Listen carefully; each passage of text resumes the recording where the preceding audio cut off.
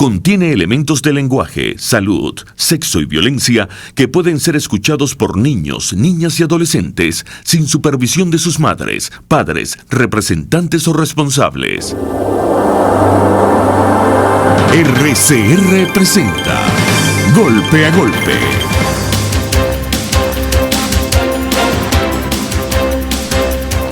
Golpe a golpe. Urda Gangren, un gatrón en la cárcel. ¿Cómo se llama el tipo? Urlalón. Iñaki,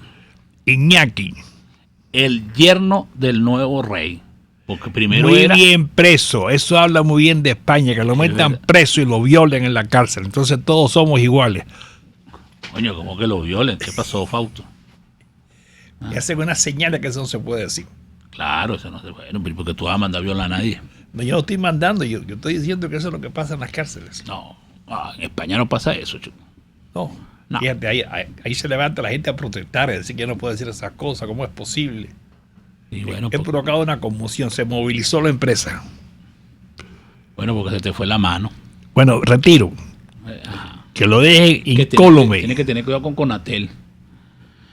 Sí. Pero bueno, lo importante es de ese personaje, para que la gente sepa, primero era yerno del rey, porque cuando se casó con la hija, cuando se casó con Sofía, en aquel momento el rey era Juan Carlos. ¿Y ahora es? Que se tomó la foto con los elefantes y afines y con eso que mató. Entonces él abdicó y quedó el hijo como rey de España. Entonces ahora él es el cuñado del rey. Pero sigue estando cerca de la familia real y lo meten en la cárcel. Eso habla muy bien de España. Yo estoy de acuerdo contigo. Habla muy bien de España. Habla muy bien de la separación de poderes. No de España como país, habla muy bien. Sí, habla muy bien de España. Quiere decir que España es un país serio. España es un país serio. Bueno, tenemos a Carlos Michelangeli en línea, diputado de la Asamblea Nacional por el Estado Anzoátegui, es miembro de la Comisión de Política Interior. Y la primera pregunta, Carlos, es: ¿la Comisión de Política Interior de la Asamblea Nacional va a abrir una averiguación sobre la situación del Club de los Cotorros en el Paraíso, lo que ocurrió ahí, que se habla de más de 20 muertos? Se habla de una situación compleja, falta de seguridad, de quién era la bomba lacrimógena. 20 muertos es sencillamente algo peor. Eso es una masacre. Sí, entonces se habla que se cumplían las normas, no se cumplían. No, eso. Peor. ¿Qué hizo la policía? Los bomberos dicen que no los llamaron. Bueno, entonces te dejamos ahí, Carlos, para que tú más o menos nos ubiques. Mira, fíjate, ante todo, buenos días, gracias por esta oportunidad. Claro que vamos a investigar, ya incluso se han hecho algunos contactos con algunos familiares, se ha ido preguntando, una comisión fue a ver el sitio y lamentablemente está pasando lo que está pasando en Venezuela. Aquí en Venezuela hay una doble moral, aquí en Venezuela ahorita no hay un Estado de Derecho, no hay este gobierno a cabo de la infraestructura, lamentablemente no se puede poner la ley en práctica.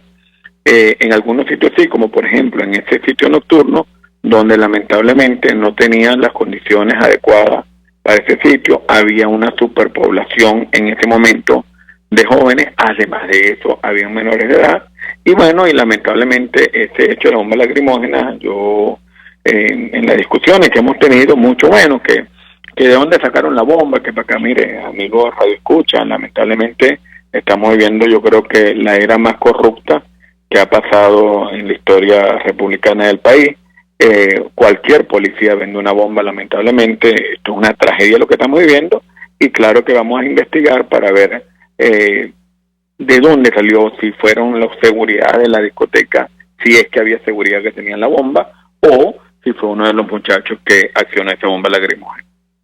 Y hay que investigar eso no es muy fácil de averiguar inmediatamente. Claro, sí, pero hay que investigar igual, porque de quién salió la bomba. Acuérdate, Fausto, que ¿quién la llevó? ¿La tenían los órganos de seguridad, o sea, los agentes de seguridad de la discoteca, o fue uno de los muchachos? Porque, entre comillas, se supone que en los sitios nocturnos no se deberían dejar entrar armados, ni mucho menos con objetos que puedan causar el daño, como en este caso esta bomba lacrimógena. Carlos, también lo que llama mucho la atención es que desde el punto de vista moral de la sociedad no hubo ninguna conmoción, ¿no? no hubo un acuerdo La de la gente Cámara lo Municipal. recibió tranquilamente Sí. como algo hasta lógico. Hasta el momento ¿Por la Asamblea qué? Nacional no ha emitido un comunicado. No, nada, la de gente valor, dijo que nada, los o sea, entierre, una la cosa- gente le da lo mismo. Aquí la gente está más preocupada con lo que ocurre afuera que lo que ocurre aquí. Mira, yo no y hablo, creo... ojo, y hablo de toda la sociedad, no estoy hablando solamente de no, de toda. los diputados. O sea, los Es consejos que- municipales, los consejos legislativos. Oye, mire, un acuerdo, una cosa, una tragedia y que no, o sea, bueno, como que sí es algo normal. Es que el daño que se le ha hecho al país, yo siempre digo que aquí hay un daño político. La crisis es política, la crisis es económica, pero la crisis más aguda que tenemos es la crisis moral. Mira, cuando nos damos cuenta, por lo menos tú ves ahorita que te para un fiscal y el fiscal ya no le importa si tienes el vidrio roto, si tienes el cinturón, si tienes un foco roto, no te puede parar porque lamentablemente, bueno, tenemos las perreras que nos están pasando por el frente en todos los sectores de Venezuela. Eso ya no es en Caracas, es en Mérida con este trágico accidente, es en todas partes de Venezuela. Tenemos carros transformados para el transporte de personas. Entonces, esa es una tragedia moral que estamos viviendo. El tema de las escuelas, la deserción escolar es grandísima. Y claro que decimos, hay voces que hablamos sobre eso, pero no hay tantos problemas, porque hablamos de la deserción escolar, donde tenemos primero una burocracia en maestros, tenemos 4 maestros por salón, imagínate tú, 4 maestros por salón, y en los salones no están yendo los alumnos, y mucho menos los maestros porque no tienen para pagar el transporte. Entonces, y además, y el que tiene para pagar el transporte, no hay transporte. Entonces, hay un deterioro de la parte humana, de la parte social muy grande, que es el Oye, gran reto esos que maestros tenemos que recuperar. cobran el sueldo. Claro, esos ¿Y maestros por qué les cobran. pagan entonces, chicos? Si no pueden ir a clase, hay 4, sobran 3. Lo que hay que hacer es no pagarles. Porque fíjate que en tiempos pasados, yo tengo lo que tenemos entre 40 años ya, tú te pones a ver, en mi época había un maestro por salón, pero era un tremendo maestro. Pues a mí me tocó estudiar en colegios salesianos y eran colegios subsidiados, y los colegios públicos, y después de primaria estuve en un colegio público estudiando, y los colegios públicos, por lo menos en el caso de la zona norte de Anzoátegui, estaba el Liceo Cajigal, que es famoso, estaba el Liceo Pérez Freito, o sea, estaban los mejores liceos, eran los públicos. Hoy en día estos liceos ya están totalmente abandonados. El que se casaba con una maestra tenía unos privilegios grandísimos, y si había un matrimonio de maestro, bueno, tenían el futuro asegurado. Hoy en día la educación está en el fondo, y como está la educación totalmente deteriorada, así tenemos todas las instituciones públicas. Por eso es que lamentablemente los derechos humanos, que mira que a menudo, a diario, son violados, porque es que nada más cuando vamos a un centro de expendio de comida y vemos las grandes colas que hay, ahí hay una violación contra los derechos humanos, porque se supone que el Estado venezolano debería garantizar las necesidades mínimas para la convivencia feliz. Oye, una de todos pregunta, chicos. ¿Tú crees que el Estado en el mundo entero la garantiza a toda la gente? La gente tiene que trabajar, tiene que buscarse las cosas. Tú vas mañana a los Estados Unidos y el Estado te dice, no, yo te garantizo el desayuno, yo te garantizo la escuela. No, viejo, tú tienes que trabajar. ¿Por qué tiene que garantizar que la gente se busque las cosas? Hay que garantizarlo a los más pobres, a los inválidos, eso sí, pero al resto de la gente no, chicos. Pero fíjate que la otra vez tuvimos la discusión en cuanto a privatización, y no, es que cuando yo te digo garantizar, es garantizar los derechos mínimos. Cuando estamos hablando de garantizar la propiedad privada y el Estado de Derecho, bueno, vamos a tener competencia, vamos a tener una zona industrial con muchísimas empresas. Yo te hablo, por ejemplo, en la zona industrial, que era un ejemplo de Latinoamérica, es la zona industrial de Barcelona, para todo el oriente del país, donde había un proyecto con Manao. Imagínate tú del país vecino de Brasil, donde una zona industrial que llegó a tener 360 industrias, hoy lamentablemente tiene 32 galpones, y industrias generando empleo nada más tiene 8. Entonces, ese estudio lo hice recientemente ahorita, este fin de semana, para un diario local como es el diario El Tiempo, de aquí del estado de Anzoátegui. Mira, pero ¿tú le recomendarías a alguien invertir en Venezuela? Mira, yo soy de los que creen mucho en Venezuela. No, pero chicos, que invierte y pierde la plata aquí. Pero fíjate, déjame terminar. Yo creo mucho en Venezuela y creo que Venezuela es un país de muchas oportunidades, pero estoy convencido que este gobierno, este modelo económico es inviable, y que la recuperación del país pasa por salir de este régimen que lamentablemente le ha traído mucho daño a la población. Ajá, Carlos, pero O sea, no es solamente de tratar de invertir, sino que hay situaciones sumamente complejas. Por ejemplo, ayer había un comentario de una persona que dice que en Puerto La Cruz parece que hay otro mundo, ¿no? Que el avión que sale de ahí para Miami es distinto a lo que salen de Maiquetía, que cae cualquier cantidad de gente, pero dentro de ese comentario una persona le preguntó a otro, mira, ¿cómo estás tú? Oye, bueno, estuve muy mal, tuve 3 meses hospitalizado porque me puse a comer en restaurantes de aquí, en el estado de Anzoátegui, y parece que me dieron una comida con ese fecal en uno de los restaurantes, bueno, y le dio una hepatitis A. Entonces imagínate, o sea... Mira, bueno, hay cosas. O sea, oye, eso no es nada de reírse. Sí, O sea, no, pero lo que te quiero decir, sencillamente la tragedia que estamos viviendo, porque bueno, a lo mejor no había jabón para lavarse las manos, a lo mejor ya nadie usa el antiséptico. Eso es un país muy atrasado. No se cumplen con las normas sanitarias adecuadamente, porque lo que tú dices, yo he visto autobuses del gobierno con los vidrios partidos, los vidrios del chofer partido pegado con celote, bueno, imagínate. Y se supone que la ley de tránsito prácticamente en la época de trucutru.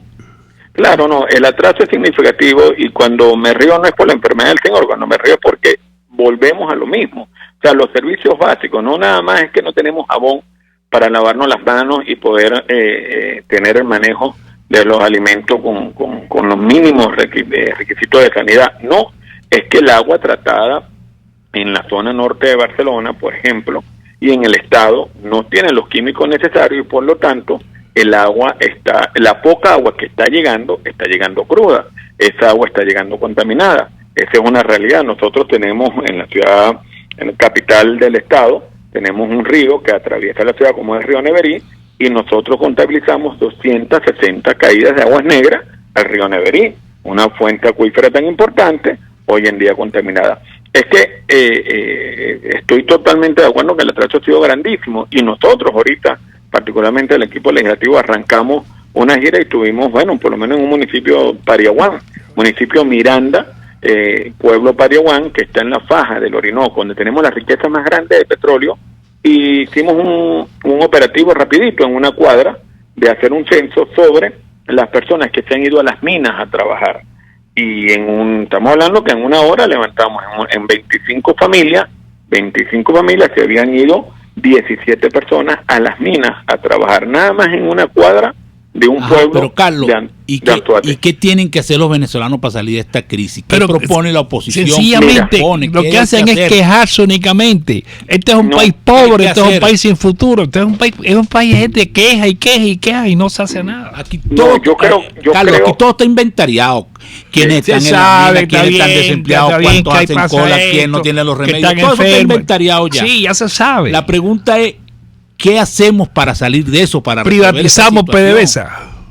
Bueno, la otra vez lo discutimos, yo estoy de la idea de que no, y lo discutimos, ojalá tengamos un programa, la oportunidad para hablar, ojo, y te lo dije, yo no me cierro, yo creo como venezolano que si Venezuela llegó a ser una de las mejores empresas del mundo, ¿para qué privatizarla? Cuando te hablo de ese censo, es porque lo que viene, y no quiero ser de quitarle el ánimo a ustedes, amigos Radio Escucha, pero lo que viene aún es peor. Y claro que viene mucho peor. ¿Qué se hace? Claro. La pregunta, ¿qué se hace? ¿Qué hace? Primero, y lo digo, y te lo voy a decir como Carlos Andrés Michelangeli, como padre de familia, como profesor universitario, como abogado, como de verdad preocupado por mis hijos, lo primero, como político, organizarnos.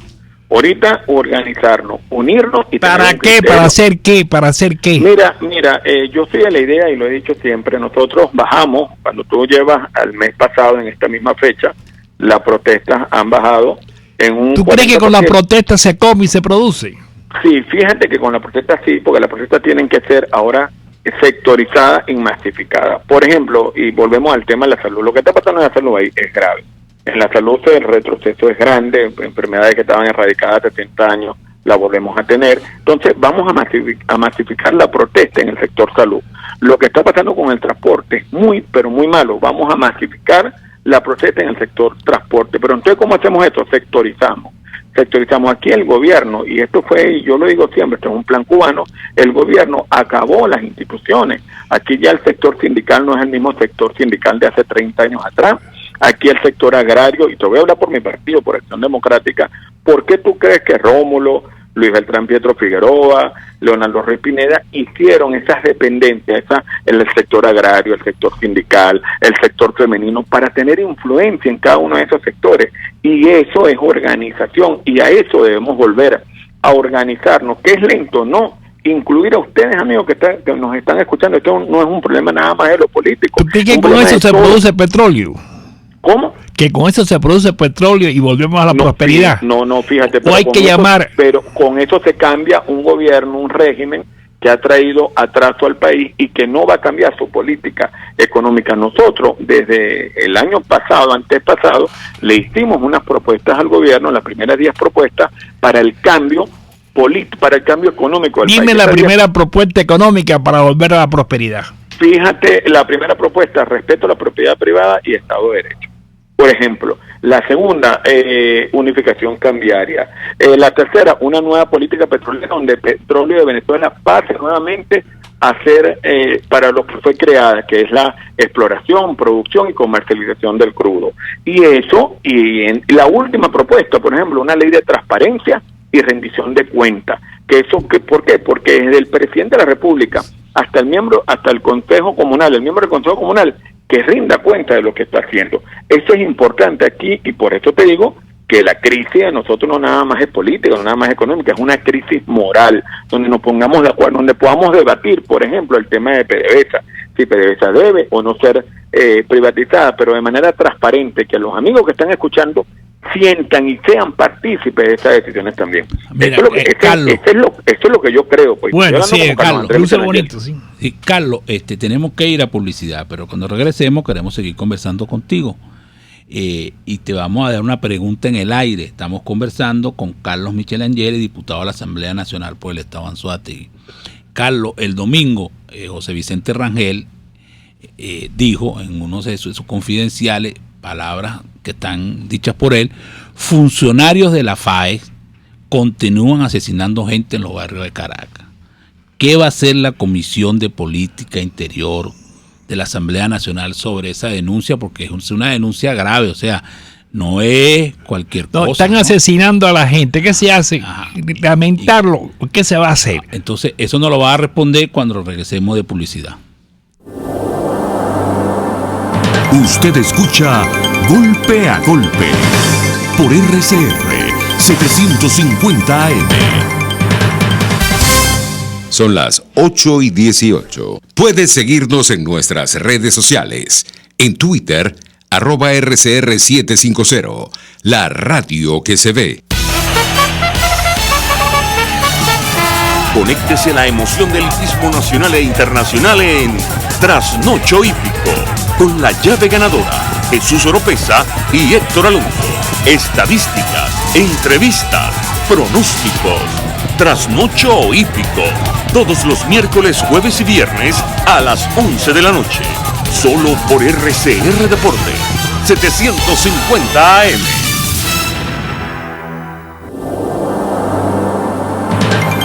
Una crónica de la actualidad.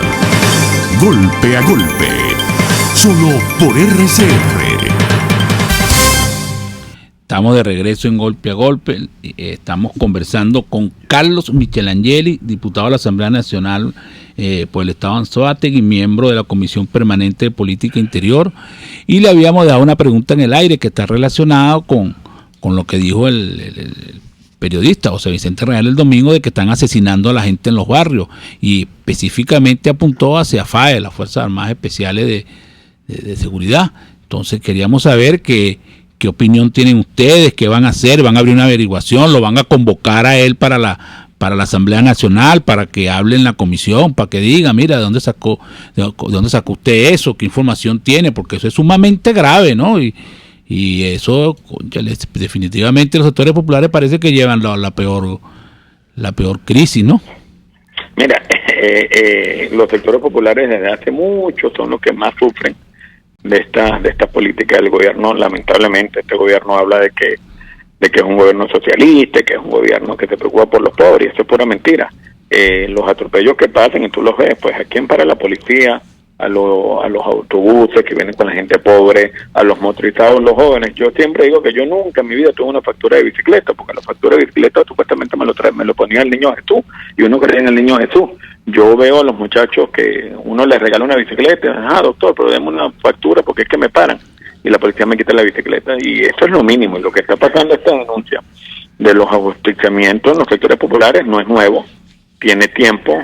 Frank y Fausto lo hemos denunciado, se ha denunciado en la plenaria, incluso en la Asamblea Nacional. Hemos hecho sesiones sobre la OLP en aquel momento, y lamentablemente no hacen nada. Y yo te puedo decir que yo, que estoy ahorita en la Comisión de Política Interior, pero que tuve muchos años en la Comisión de Política de Energía y Petróleo, y bueno, vengo de padres petroleros, vengo de hermanos que se han criado de una familia que se formó en Corpoven, en PDVSA, que hoy en día, bueno, ya uno no está, que es mi papá, y otro está en Arabia Saudita, y bueno, y nos damos cuenta que conozco la industria, es que lamentablemente cuántas denuncias no ponemos. Por eso es que es imprescindible salir de este régimen y recuperar las instituciones. No es que salir del régimen, porque te hago un cuento de un tío mío que es comunista, todavía se mantiene ahí, que yo le pregunto, tío, pero ¿cómo van a votar ustedes por el chavismo si no hay preparación?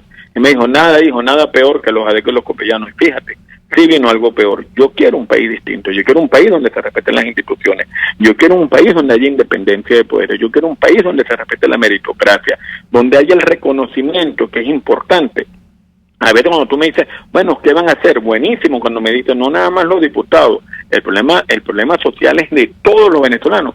Aplaudo esa postura, porque yo creo que este problema de Venezuela es de todos los venezolanos, donde lógicamente la mayor responsabilidad cae en los dirigentes políticos, porque para eso estamos ahí. Pero los dirigentes políticos, sin la ayuda de ustedes, amigos que me están escuchando, donde seamos mejores ciudadanos, donde pongamos un grano de arena, todo para recuperar el país. Si no lo logramos unir todo, no lo vamos a poder hacer, pues. O sea que por los momentos la situación va a seguir igual, es lo que tú dices. ¿Cuál es el futuro? ¿Cuál es el futuro? ¿No hay futuro? Mira, el futuro es, te le repito, claro que hay futuro, claro que hay esperanza. Lo que tú describes, no hay ningún futuro. Organizarnos, Fausto, ojo, yo te repito, es que ahorita vine traumatizado, llegué a la faja del Orinoco, al municipio Monaga, Mapira, un pueblito pintoresco, un pueblito que está a las orillas del Orinoco, y lamentablemente no tiene agua. Y cuando tú hablas con los dirigentes mal, flacos, sin comida, y yo le digo, ¿qué vamos a hacer? ¿Nos vamos a dejar quitar el país? Impresionante que esos pueblos se está yendo la gente. Ajá, pero la sí, pregunta, Carlos, la gente se está yendo, la solución Carlos, que tiene la gente es la pregunta, ¿y por qué razón votan por Maduro y por el chavismo entonces? Mira, fíjate que el problema lo volvemos, el problema moral, y ojo, yo no creo en esa cantidad de votos que sacó Maduro. No, sí lo saca, de verdad, sí lo saca. ¿Entiendes? Sí bueno, lo saca. Quítale la mitad, pero eso un montón el país con esta crisis no debería tener eso. O sea, que hay un problema grave en el país, la moral, los dirigentes políticos, los curas. La gente no cree en la ECOPE y la gente no cree en los curas. Mira, óyeme, la gente cree, y es lo que tenemos que hacer, en una propuesta de gobierno, que nosotros preparamos estas 10 propuestas, Fausto y Frank, no la preparamos nada más para ayudar al gobierno, que fue el primer motivo, y posteriormente ahorita se acaban de preparar 5 para frenar la inflación, sino para que la gente, la oposición, la gente vea que no nada más nosotros somos una opción de gobierno, o una opción electoral, perdón, somos una opción de gobierno que podemos traer cambios al país. Yo sé que no es fácil, y yo sé cuando tú me dices, bueno, Carlos Andrés, porque entonces hay los asesinatos, ¿y qué vamos a hacer? Eso no es nuevo, eso tiene tiempo ya pasando. ¿Y qué hemos hecho en la Asamblea Nacional? Denunciarlo. ¿Qué hemos hecho? Atender a las víctimas. ¿Qué hemos hecho? Mira, esto está tan complicado, Fausto y Frank, que imagínate tú que nosotros tenemos víctimas donde la fiscal apoya a la víctima, y todavía no hay una sentencia porque los órganos policiales son del gobierno, y lamentablemente no se ha podido impartir justicia. Por eso te digo que claro que la crisis es grave, pero es que lo vimos todos los venezolanos, la crisis moral, la crisis judicial, la crisis de servicios públicos esenciales como el agua, la energía eléctrica. ¿Y a qué se debe eso? ¿Cuál es la causa, a juicio tuyo? ¿No será que hay algo fundamentalmente equivocado en la sociedad venezolana? Claro que los culpables somos todos nosotros. Yo le he dicho siempre, los culpables somos los venezolanos de haber permitido eso. los culpables. No por eso, chicos, los incentivos que se dan. O sea, aquí no se recompensa al que trabaja, aquí no se recompensa al inversionista. Carlos, te voy a aquí se ve se odia al empresario. Eso que dice Fausto es una gran verdad, porque te voy a decir algo una nota de prensa que vi ayer del gobernador de Mérida. El gobernador de Mérida montó un acto para entregar 2.000 millones de bolívares, que llevado al dólar paralelo son $700. Entonces van a seguir con esa irresponsabilidad. O sea, hacen lo mismo. Van a seguir porque a la gente le encanta eso. Hacen lo mismo. A la gente no le encanta. En Mérida, un acto protocolar con un poco de gente para entregarle $700. A la gente, chicos, es una irresponsabilidad. En vez de a la gente hay que trabajar, y el que no trabaja no come. Sobre todo los gobernadores tienen que actuar con un poquito de seriedad, chicos. Eso es una falta de respeto hacia la gente. Hacer un acto público para entregar 2.000 millones de bolívares donde el dólar paralelo ya tú sabes dónde anda. O sea, eso es una cosa, es un acto de politiquería barata. ¿No te parece? Hablando de los problemas morales de la sociedad. Óyeme, es que claro que me parece que claro que no hemos criticado. Es que yo ayer estuve en un programa y hablo de la falta de vacunas que estamos viviendo. Inmediatamente llama a otro dirigente y me dice que es mentira.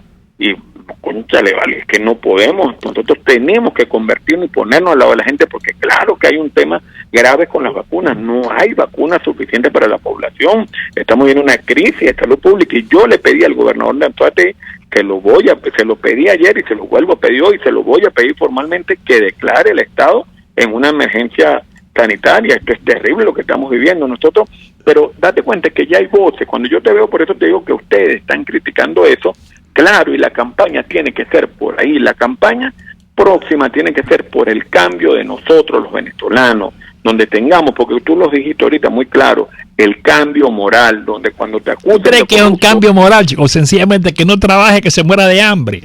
Ni que un cambio moral, miren, eso no es un problema moral, es un problema de recompensar al que trabaja y castigar al que no trabaja. Y que la gente pase hambre, y se acabó, le das un poquito de comida y no se muere y más nada. Claro, esa es la solución. ¿Qué países prosperan? ¿Qué países prosperan? Mira, donde fíjate, Venezuela prosperó muchos años, y yo digo que los primeros años de la Cuarta República, los primeros 30 años fueron años... por el petróleo, chicos, por el petróleo, menos cantidad de gente. No, y Carlos, la gente trabajaba, los extranjeros que vinieron trabajaban. Sí, ya viene a Venezuela.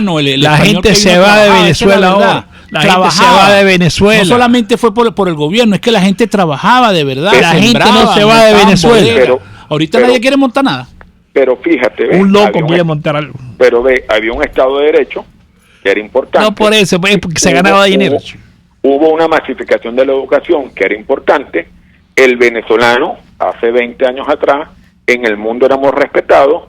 Los profesionales de PDVSA, habían políticas como la beca gramatical de Ayacucho, que formó a muchísimos venezolanos. Entonces, claro que es importante un buen gobierno, y eran gobiernos que, aunque ustedes no estén de acuerdo, y yo lo entiendo, y ojo, y ahorita hay que ser más pragmático, porque ciertamente mi formación viene de la socialdemocracia, pero hoy en día hay que ser muchísimo más pragmático, y estoy de acuerdo en que la propiedad privada y en que la meritocracia, cuando te hablo de meritocracia, cada quien tiene por lo que se prepara. Mi mamá viene de un pueblo de Clarines, del estado de Anzoátegui. Pero un pueblo, el presidente Lucinche salió de ahí también.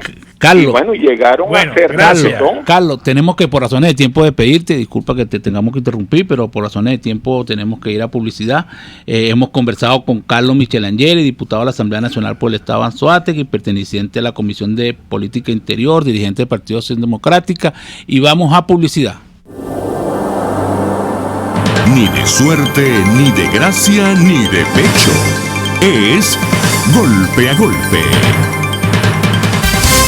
Son las 8:28. Puedes seguir nuestra programación a través de rcr.tv, la radio que se ve. El siguiente espacio educativo está dirigido a niños, niñas y adolescentes. RCR presenta Todo se puede, una producción nacional independiente de Mayra Prado, certificado número 16923. El cambio es acción. Muévete por tu salud. No tienes excusa. Tú puedes. Conoce tus hábitos saludables a través de tus hijos.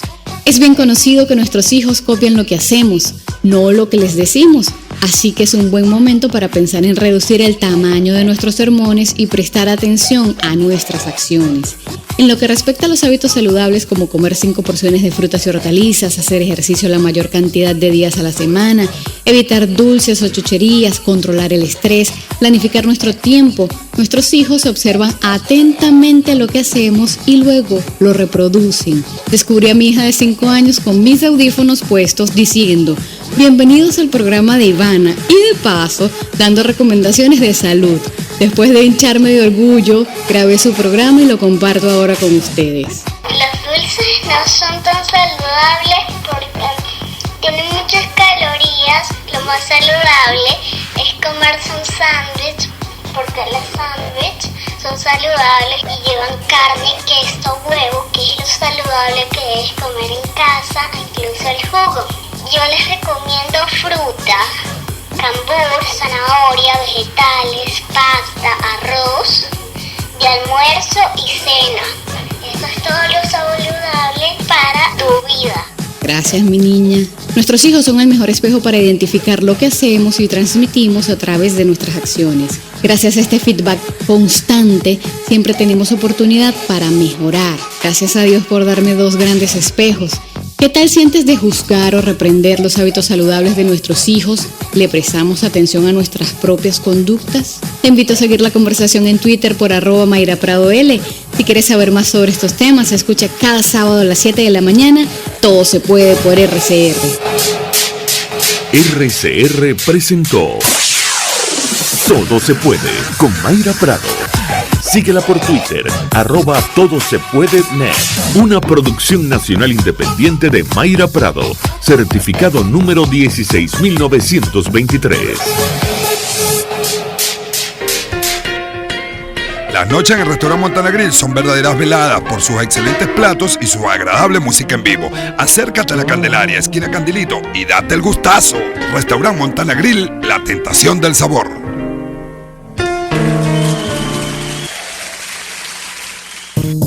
¿Eres pintor, escultor, tallas en madera o te dedicas a las artes plásticas? En Ávila Gallery recibimos tu obra y le damos el trato que te mereces. Estamos en el lobby del Hotel Ávila de San Bernardino. Síguenos por @AvilaGallery1 o llámanos al 0414-127-4060.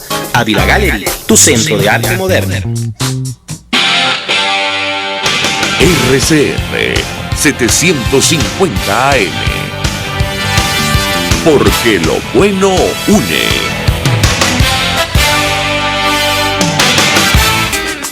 En la crisis se encuentran las oportunidades. Aquí en Sin Estrés se las mostramos con invitados especiales que nos regalan sus experiencias por una Venezuela mejor. Cada tarde, de lunes a viernes a las 3, desde el emprendimiento, la educación, la salud y el entretenimiento.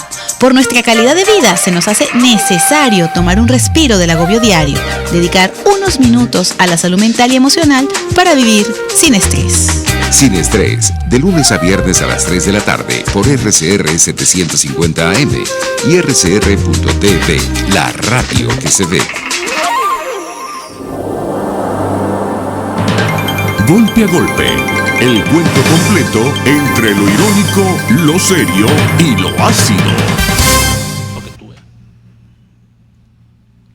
Estamos de regreso en Golpe a Golpe y tenemos en línea a Luis Isquiel, abogado penalista, criminólogo y asesor de la Asamblea Nacional.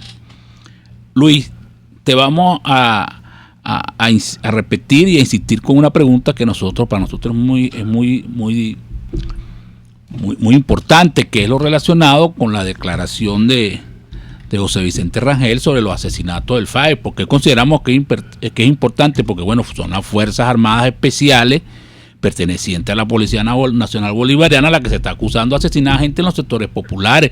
Entonces queríamos saber tu opinión sobre eso.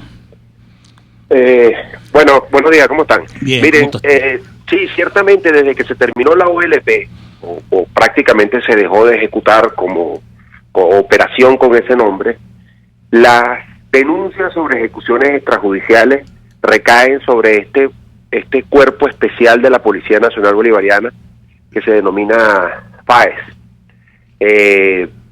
Ciertamente, bueno, hay denuncias en todo el país acerca de actuaciones irregulares, no solo ejecuciones extrajudiciales, sino robo de enseres, detenciones ilegales, bueno, y una cantidad de atropellos a los derechos humanos que ya tiene bastante tiempo en ejecución. Sí. Mira, ¿Y Luis, qué reacción hay frente a eso? ¿Las denuncias sirven para algo?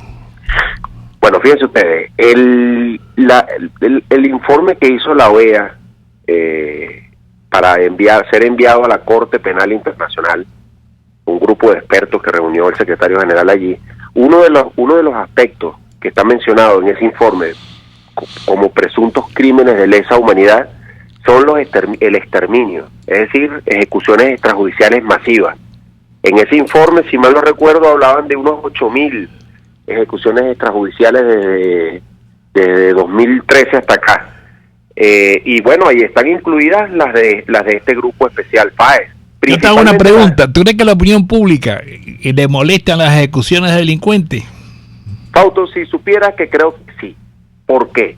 Porque las ejecuciones extrajudiciales pegan más donde se realizan, que es en los sectores populares. En la familia sí. No, pero en los sectores populares. O sea, cuando tú entras a un barrio, tú entras a la Cota 905, por ejemplo, tu gobierno con los cuerpos de seguridad, y ejecutas allí a 5 personas, y todo el barrio sabe de qué manera fueron ejecutadas esas personas, digamos, sin ningún tipo de debido proceso, sin nada, pues sencillamente entraron, asesinaron a estas personas y se fueron. Bueno, todo el barrio se siente vulnerable, se siente que mañana le pueden tumbar la puerta de su casa, se puede meter al cuerpo de seguridad y matar a cualquier familiar allí, porque ahí matan delincuentes, cosa que también está mal, por cierto, según nuestras leyes, pero también a veces caen personas inocentes, porque son juicios sumarios, cuerpos policiales buscando delincuentes y asesinan a quien ellos crean que están en curso en delito. Entonces, yo creo que más bien, ¿por qué tú crees que el gobierno paró la OLP?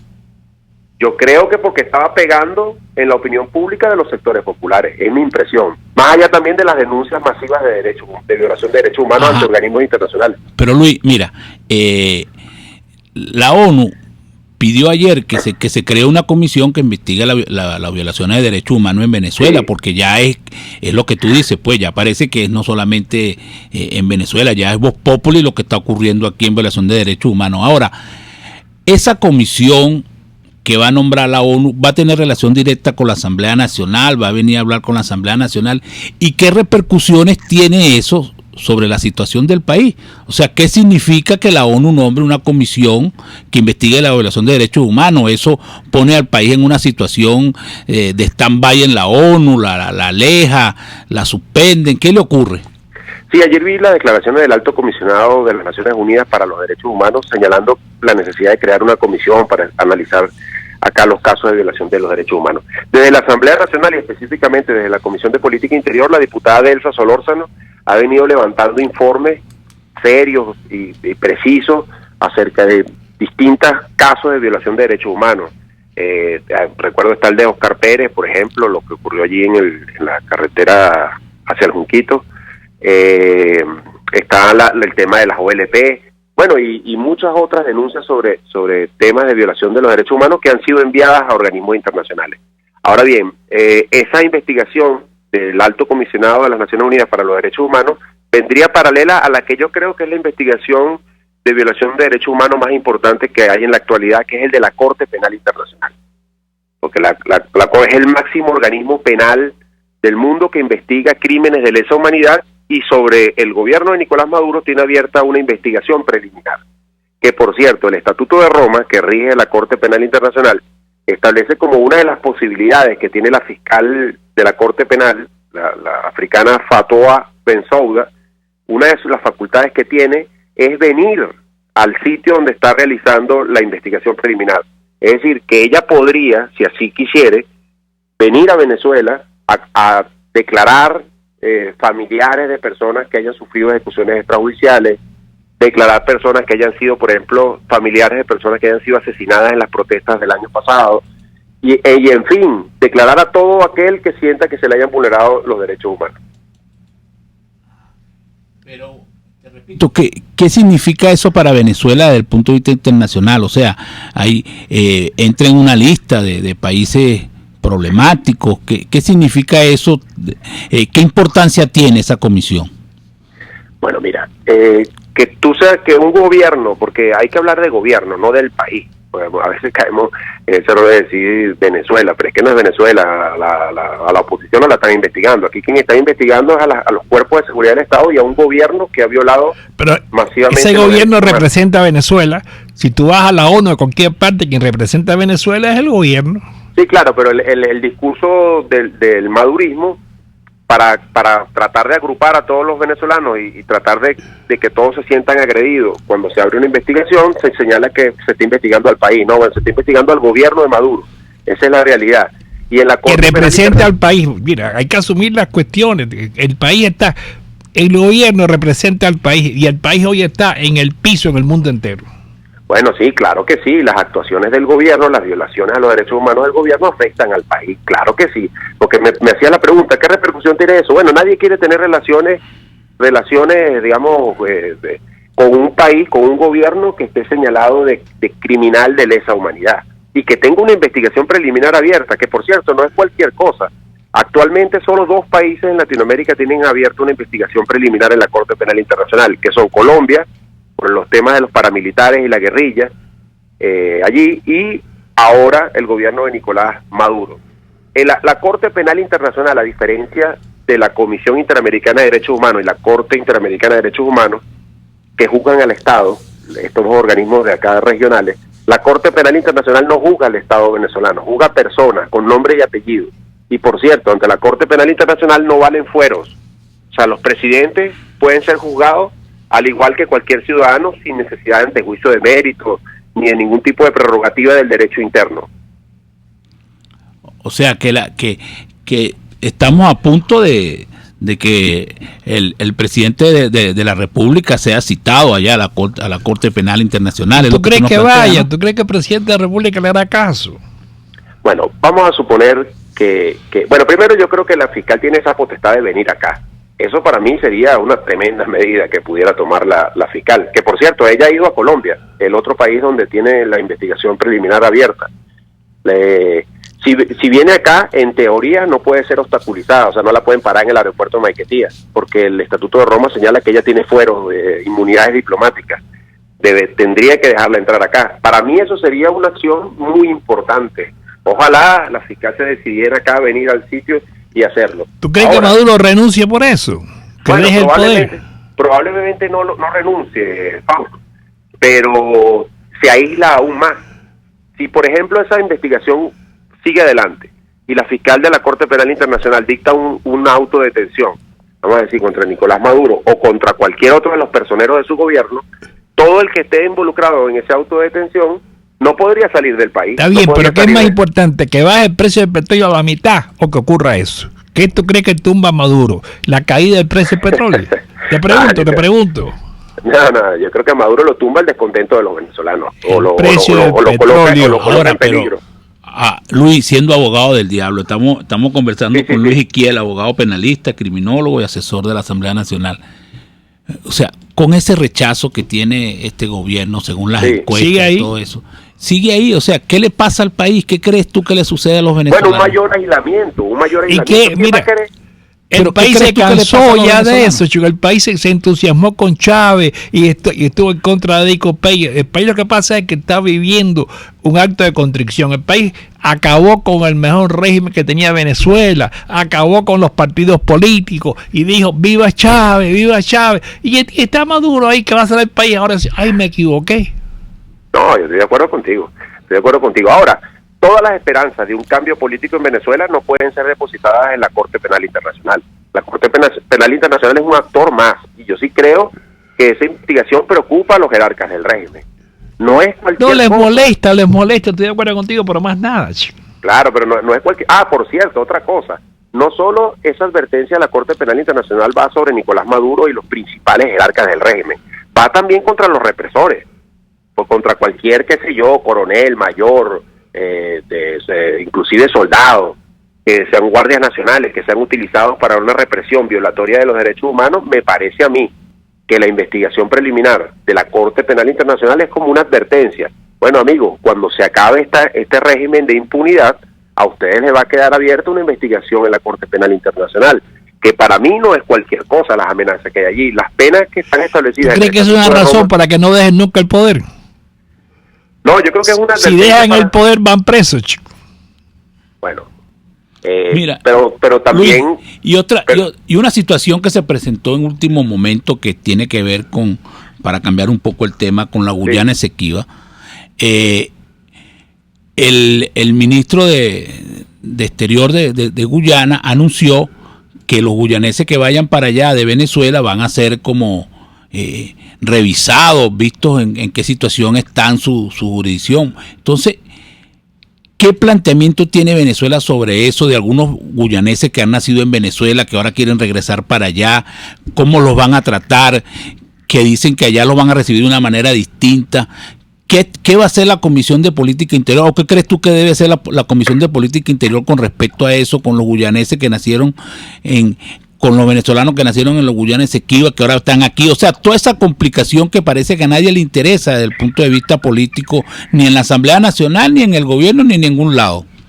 Bueno, mire, yo creo que no es competencia de la Comisión de Política Interior, probablemente la Comisión de Política Exterior encargarse de ese tema, del cual no, para ser sincero, no estoy muy informado acerca de eso. Sé que hay un planteamiento del limítrofe en la Corte Internacional de Justicia, que no es la Corte Penal Internacional, es la Corte Internacional de Justicia, y entiendo también que hay como una negligencia del gobierno nacional en parar esa actuación de la Corte Internacional de Justicia porque no nos conviene como Estado. Porque esa corte, hasta donde yo entiendo, es como te digo, es voluntaria.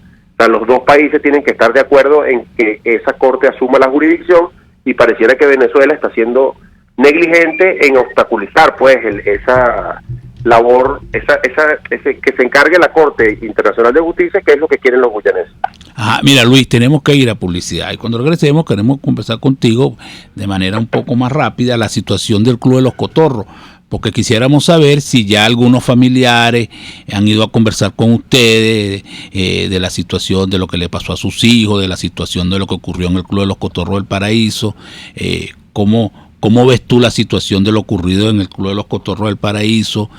¿Cómo consideras tú que está la seguridad en materia de club, de la participación de menores en este tipo de fiestas y todo ese tipo de situaciones que puso al descubierto esta mortandad de muchachos en una fiesta? Estamos conversando con Luis Izquiel, abogado penalista, criminólogo y asesor de la Comisión de Política Interior de la Asamblea Nacional. Vamos a publicidad.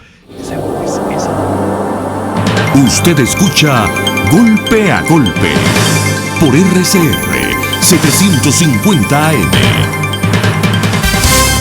Son las 8:48. Sintonícenos a través de Periscope, @RCR750, la radio que se ve. Cuando se busca frescura y calidad en frutas y verduras, en Central Madeirense las encontrarás. Por eso, cada día ofrecemos lo mejor de esta tierra a ustedes, nuestros clientes. Visita cualquiera de nuestras sucursales. Te esperamos en Central Madeirense. Son más frescas. ¡Epa! Envía tu carga desde USA a Venezuela y Panamá, y desde Panamá a Venezuela por K-Export, ya sea por vía marítima o aérea. K-Export consolida tu carga y la reempaca. En USA te ofrece casilleros gratis donde puedes enviar todas tus compras. K-Export es la primera empresa de carga de venezolanos en Miami. Infórmate por su página kexport.net o llama en Venezuela por el 0241-775-5575. K-Export, déjalo todo en nuestras manos. En RCR somos vanguardia. Toda la programación de tu RCR también la puedes seguir a través de la internet. Audio y video en tiempo real. Noticias y mucho más. No te pierdas ni un segundo de nuestra programación. No hay excusa ni cadena que valga para que dejes de escucharnos. Ingresa a rcr.tv, la radio que se ve.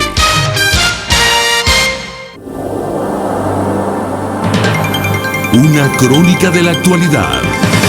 Golpe a golpe. Solo por RCR. Estamos de regreso con Luis Izquiel, abogado penalista, criminólogo y asesor de la ¿Y quién? de la En Asamblea. Venezuela no hay una garantía de que nunca hay castigo. ¿De que nunca? Hay castigo. Sí, claro, aquí hay una impunidad de 98%. Entonces, ¿por qué la gente no va a delinquir? O sea, en definitiva, el país no va a ninguna parte. La garantía aquí es que tú puedes hacer lo que te da la gana y no te pasa nada. O lo que te pasa es muy suave, porque estábamos en eso, Luis, conversando sobre que eso que ocurrió de 17 muertos, seguramente que los detenidos o los que terminen siendo culpables no pagarán más de 30 años. Y bueno, y si son menores de edad, mucho menos. Por cierto, una de las cosas que hay que destacar acá es la desinformación. Tú hablas de 17 personas que murieron allí, pero es que la cifra oficial no termina de ser definitiva. Hay un silencio total del bueno, gobierno ponle nacional. que sean 10, que sean 5, sí, no importa, claro, chicos, pero claro. son asesinatos, no importa la cifra. No, Fausto, pero sí me parece importante que el gobierno nacional no precise, quiera Está bien, que eso... pero el asesinato es, mataste a uno, tiene que meterte 30 años preso, chico. Claro, ya va, pero fíjate una cosa, que hay una serie de responsabilidades. Lo primero que salta a la vista en lo ocurrido en el Club del Paraíso es la utilización de bombas lacrimógenas. Cualquier persona en Venezuela pareciera que puede tener una bomba lacrimógena, porque Es la verdad, cualquiera puede tener lo que le dé la gana. Bueno, y granadas también. También puede tener. Bueno, entonces ahí surge una responsabilidad del Estado, porque esos son armas. Pero ya sabemos que el Estado es un desastre, viejo. Entonces, ¿qué se hace? Bueno, pero hay que reafirmarlo, ¿no te parece? Hay que reafirmarlo, pero ¿qué se hace? ¿Qué se hace? Sí, bueno, lo que se dice, Luis, es que, por ejemplo, los políticos de oposición deberían de proponer, mire, señores, hay que resolver esto de la pena. No puede ser que una persona que mate 17 pague 30 años por los 17. O sea, nadie se atreve a decir, mire, señores, esto hay que revisarlo. Aquí hay que revisarlo, hay que castigar a la gente. Perpetua, sumatoria de pena. Bueno, claro, el discurso es bonachón, el discurso lo que no puede ser, mire, el gobierno es culpable, es verdad, sí, vende Calanicó, todo eso lo sabemos. La pregunta es, ¿qué hacemos? O sea, ¿qué hacemos con una persona que hace un homicidio de esa magnitud? ¿A dónde la ponemos? ¿Qué hacemos con él? Porque no puede ser que le vayan a meter, como es menor de edad, 15 años. Ah, bueno, entonces... No, 10 años. 10 años. Entonces, ¿qué? No hay razones para no hacerlo. No hay razones para no hacerlo. Por cierto, la LOGNA la reformaron hace 3 años, porque antes de hace 3 años, antes del 2015, la pena máxima para menores de edad, así mataran a 40, 50 personas, era 5 años. Ah, bueno, imagínate. Y la elevaron a 10 años, que es la que está actualmente para los menores de 18 años y mayores de 14 años. Porque los menores de 14 años no son ni siquiera imputables. O sea, sobre ellos solo recaen medidas de seguridad, no penas corporales, porque no son imputables, pues según la ley y según nuestro Código Penal y la ley. ¿Quién hizo el Código Penal venezolano? ¿Quién lo hizo? Bueno, Fausto, nuestro Código Penal venezolano es de finales del siglo XIX. Es un código que le hizo un ministro de Justicia a un rey italiano, a Umberto de Saboya. Imagínate, sencillamente. Es el llamado Código Sanardelli, porque ese era el apellido del ministro de Entonces, Justicia. Imagínate, ¿de qué nos quejamos, chico? Bueno, claro, pero ¿quién va a decir ¿de qué nos quejamos? Bueno, porque Luis, lo que preocupa es que a los políticos le da miedo decir eso. Que no lo van a decir nunca. Fíjate, o sea, a los políticos le da miedo decir, mire, señores, que hay que subir esto. O sea, lo que pasa es que es una discusión importante, no solo en Venezuela. No hay discusión, hay que aplicarla. ¿Qué discusión, chico? Pero ya va, Fausto, es que hay una discusión en cuanto a si las penas altísimas evitan la comisión de delitos o no. Porque hay quienes dicen, y yo me sumo a eso también, de que más allá de que tú le impongas a una persona desde el punto de vista teórico, en un código, 50, 60, 70 años de amenaza, lo más importante es que tú tengas un sistema judicial que aplique la pena efectivamente. Por ejemplo, nosotros tenemos hoy en día una pena máxima de 30 años. Bueno, ojalá tuviéramos un sistema judicial tú sabes, que la pena real pena. Aquí, la pena que le pegan un tiro al delincuente, chico, esa es la pena máxima real. Pero que aplicara la pena de 30 años, es una pena razonable. Ahora, podemos entrar en la discusión de que esa pena podría ser, ese límite superior podría ser, digamos, desaparecido. Pena de muerte, ¿tú estarías de acuerdo? Pena de muerte. No, yo pena de muerte no. ¿Por qué no? Estoy de acuerdo. Probablemente la acumulación de penas sí. Pero mira, Luis, pero esa discusión la vamos a dar en otro programa, es muy interesante, ya sabemos más o menos por dónde está tu opinión. Fue un placer tenerte en el programa, hemos conversado con Luis Isquiel, abogado penalista, criminólogo y asesor de la Asamblea Nacional, y será hasta mañana. RCR presentó Golpe a Golpe. Para cualquier comentario o sugerencia, escriba a golpeagolpe@